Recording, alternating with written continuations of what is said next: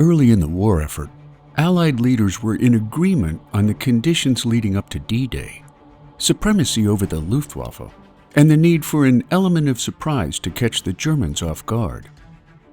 By the time of Operation Bodyguard, Britain had built a formidable network of intelligence agencies aimed at misleading Hitler and his war machine. First conceived during the Tehran Conference on December 28, 1943, Winston Churchill said to Joseph Stalin, "In wartime, truth is so precious that she should always be attended by a bodyguard of lies."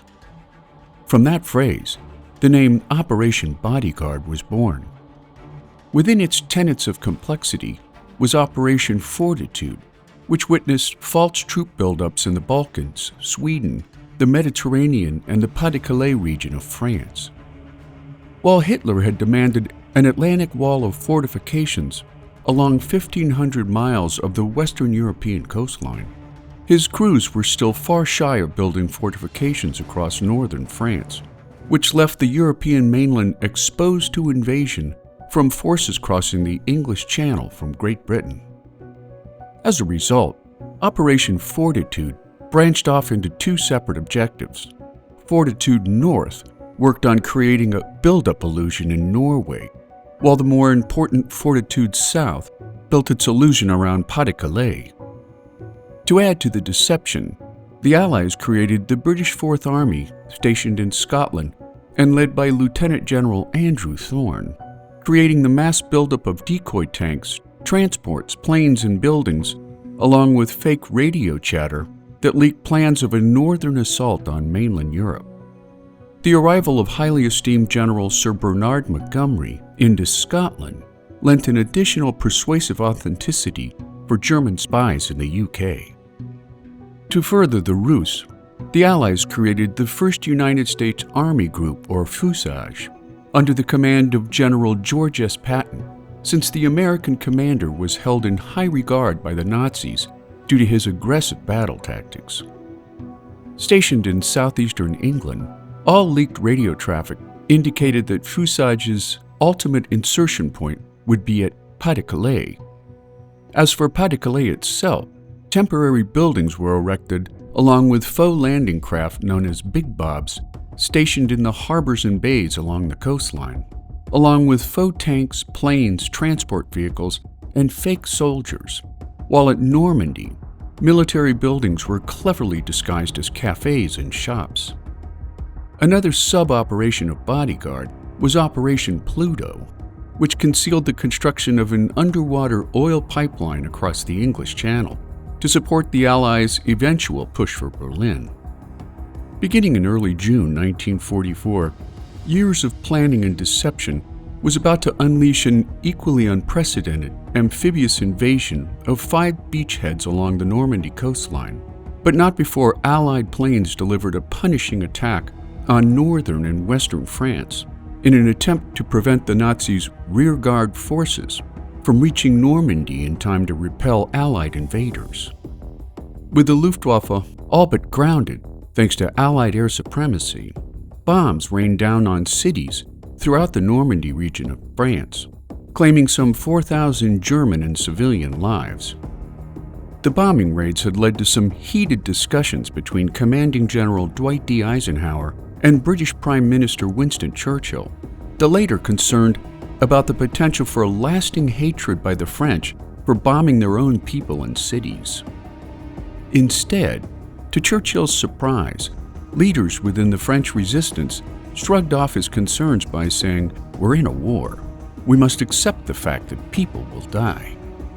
Meanwhile, in Algiers, on June 3rd, exiled French General Charles de Gaulle transformed his French Committee of National Liberation into the Provisional Government of the French Republic, and when Churchill summoned de Gaulle to Britain to ensure the full cooperation of the French resistance and the citizens of France during D-Day and the subsequent breakout battles to follow, de Gaulle at first vented his frustration for being excluded from any knowledge of the invasion plans.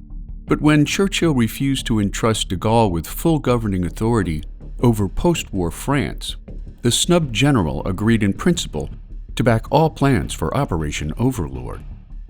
the deception and diversion tactics continued on June the 5th, when dozens of small ships steamed north of Le Havre in an attempt to draw the Germans' attention far off course from the targeted Normandy beachheads. At the same time, due to Eisenhower's overwhelming belief that a general's place was alongside his men before and during battle, late in the afternoon of June the 5th, Eisenhower pressed the flesh with troops of the U.S. 101st Airborne Division, just hours before their departure from Greenham Common Airfield, remaining on the tarmac until the last Douglas C-47 transport plane had taken off. Later that same night, Eisenhower wrote in a letter that my decision to attack at this time and place was based on the best information available. If any blame or fault attaches to the attempt, it is mine alone. During the night of June the 5th, Allied bombers severely weakened German coastal defensive positions around Normandy, followed by a naval artillery bombardment at first light from 45 miles offshore. While the original D-Day invasion was set for June the 5th, bad weather forced Eisenhower to delay the operation by 24 hours, which nearly triggered a further delay of 2 weeks, since the invasion planners had strict requirements that coincided with the phase of the moon and subsequent high tides associated with a full moon, conditions that align on only 2 days per month. After aerial and naval bombardment concluded, shortly after midnight on June the 6th, 24,000 airborne troops landed inland from the invasion beaches, followed by Allied infantry and armored divisions landing on the coast of France at 6:30 that same morning, spanning a 50-mile swatch of Normandy beachheads known as Utah, Omaha, Gold, Juno, and Sword. The British and the Canadians coming ashore at the right flank at Sword, Juno, and Gold, while the Americans came ashore to the left flank at Omaha and Utah beaches. The men landed under heavy fire from Nazi gun emplacements overlooking the beachheads, which were strewn with landmines and metal defensive tripods, which further slowed Allied troop advances, particularly when tanks, artillery, and vehicles were offloaded. Comprised of 8 Allied navies, the invasion fleet was made up of 6,939 vessels, including 1,213 warships, 4,126 landing craft, 736 ancillary craft, and 864 merchant vessels. Around 156,000 Allied soldiers and paratroopers landed at Normandy on June the 6th, while a total of 326,547 troops would flood into Europe via the Normandy beachheads by the end of the week. 4,414 Allied troops were killed during the first wave of landings on June the 6th, while another 6,086 were wounded, missing in action or made a prisoner of war by the end of the first day. That same day, the Germans suffered a near equal number of losses. But by July 1st of 1944, the Allies had advanced just 19 miles from the landing beaches, as the fight to break out from Normandy became one of the bloodiest battles of the war. Before the D-Day invasions, Ground Forces Commander Bernard Montgomery had promised his fellow commanders that a breakout from Normandy would take an estimated 3 months to achieve, at which point he expected German forces would withdraw to defensive positions along the River Seine, separating France from Germany. To maintain his timetable, Montgomery had to capture 2 key cities. The Americans were tasked with capturing the deep-water port of Cherbourg to the west, which was slowed by thick hedgerows known as bocage, which proved to be a defensive windfall for the Germans, as well as an offensive nightmare for Allied soldiers. The Canadians and British, meanwhile, were tasked with securing vital supply line roads and rail hubs around the French city of Caen, which, unlike the Americans' hedgerow blindness to the west, Allied combatants approaching Caen found themselves exposed on an open plain with little to no cover to protect them. Montgomery also faced political pressures from back home, since Great Britain was running out of able-bodied men following almost 5 years of war against Nazi aggression. In light of his manpower shortages, Montgomery focused his strategy on tanks rather than infantry, on metal rather than flesh, which soon made the Allies' Sherman tank a relatively easy prey to the far superior Tiger tank used by the Germans. Fearing unacceptably high losses involved in a frontal assault on Caen, Montgomery ordered General Miles Dempsey to encircle the city during Operation Epsom. But beginning on the 19th of June, a fierce storm off the English Channel delayed Dempsey's attack and threatened supply lines, at the same time turning the battlefields near Caen into a quagmire that robbed Allied forces of badly needed air support. By the time Dempsey was finally on the move on June 26, German reinforcements had arrived from the Eastern Front.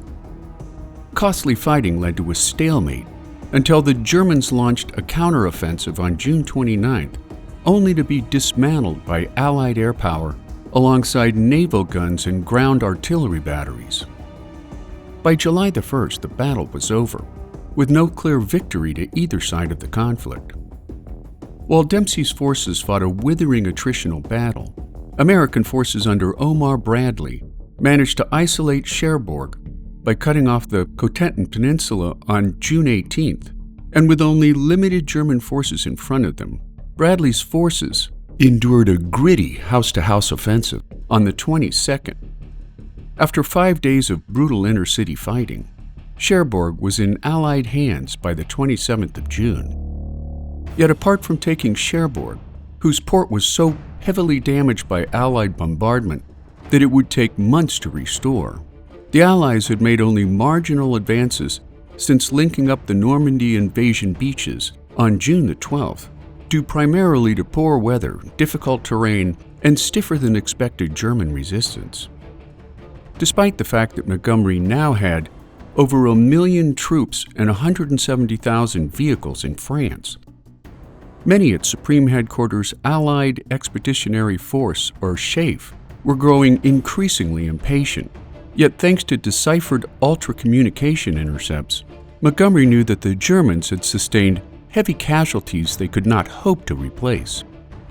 To make matters worse for the Germans, they found themselves hamstrung by Hitler's no-retreat order, leaving them precariously trapped in a battle of attrition they could not possibly win.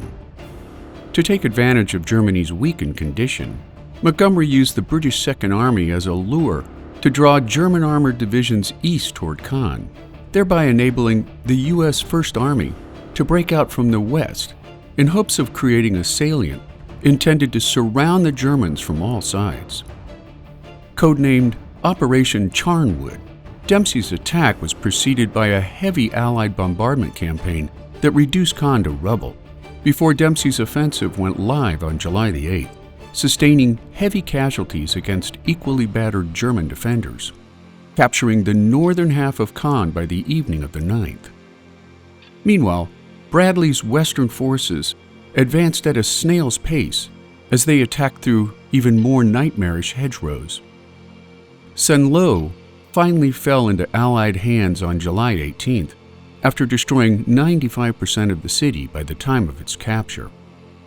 That same day, following another massive bombing campaign by more than 2,000 aircraft, Dempsey captured a high-ground position south of Caen, and while more than 400 Allied tanks were damaged or destroyed, Dempsey's forces had successfully tied down 7 German panzer divisions with over 600 tanks. In the next phase, Operation Cobra led to breakthroughs at Coutances on the 28th and Avranches several days later. With the hedgerows behind them now, Patton's newly activated U.S. Third Army advanced into Brittany, while Dempsey and General Harry Crarar's newly activated 1st Canadian Army attempted to tie down German forces during Operation Bluecoat. Instead, after surviving an assassination attempt on July 20th, Hitler's stranglehold over his German armed forces would go uncontested for the remainder of the war, leading German leaders in the field to obey Hitler's orders to attack Patton's forces at Avranches. On the night of August 6th and 7th, 4 panzer divisions converged on Avranches, However, Allied troops defended the town with fierce tenacity, supported by artillery fire and attacks by the RAF. By nightfall, the Germans had lost half their tanks, while on the 8th, Patton's forces had taken Le Mans, while Canadian forces pushed onward from Caen toward the town of Falaise. Known as the Falaise Pocket, the Allies were close to trapping some 110,000 German soldiers in their planned flanking maneuver, and while Hitler finally called for a retreat on August 15th after Allied paratroopers landed in southern France, instead of closing the pocket on exhausted German forces, Allied war leaders failed to capitalize on the opportunity, leaving a 10-mile gap that allowed tens of thousands of German troops to escape. After American and Polish units linked up near the town of Chambois on August 19th, escaping German troops moved east under the cover of darkness, through burned-out villages and towns, on roads clogged with wreckage. By sunrise, when Allied spotters caught sight of long German columns retreating to the east, artillery fire pulverized the moving lines of men and equipment, even though Allied aircraft were grounded due to a heavy downpour of rain.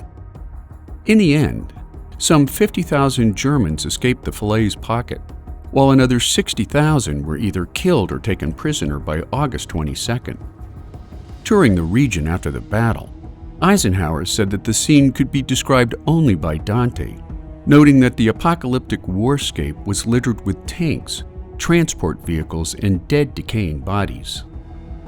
Upon word of the approach of General Patton's Third Army towards the outskirts of Paris, the French forces of the interior, part of the French resistance, staged an uprising against the German garrison occupying the city. 7 weeks after Operation Overlord and the D-Day invasion of Normandy, on the night of August 24, 1944, elements of General Philippe Leclerc's 2nd French Armored Division made their way into Paris shortly before midnight. The next morning, they would be joined by the bulk of the U.S. 4th Infantry Division, whereupon Wehrmacht Commander Dietrich von Choltitz surrendered to the French at the Hotel Maurice, the newly established headquarters of General Charles de Gaulle of the victorious French army. Despite scattered attempts at scorched earth and sabotage by the retreating Wehrmacht forces, when elements of the French, British, and American armies poured into the city, Parisians responded with cheers, wine, and kisses. Allied airmen flying low over the city saw little material damage, but after 4 years of German uniforms, jackboots, swastikas, and Nazi salutes, Parisians were swept away by a tidal wave of jubilation and relief. Approaching Notre Dame Cathedral by way of the Hotel de Ville, snipers opened fire on General de Gaulle's motorcade. People in the crowds crouched down or ran for cover, while de Gaulle himself largely ignored the threat. When the snipers were put out of action, the city would see 4 straight days of celebration. Vive Paris, vive de Gaulle, vive la France. Over the course of the Normandy landings to the liberation of Paris, 20,000 civilians lost their lives, while hundreds of thousands more were displaced by the destruction. The Allies suffered just over 200,000 casualties over the course of the campaign, while the Germans suffered close to 300,000, making the Allied invasion of Europe the beginning of the end for Adolf Hitler and Nazi Germany.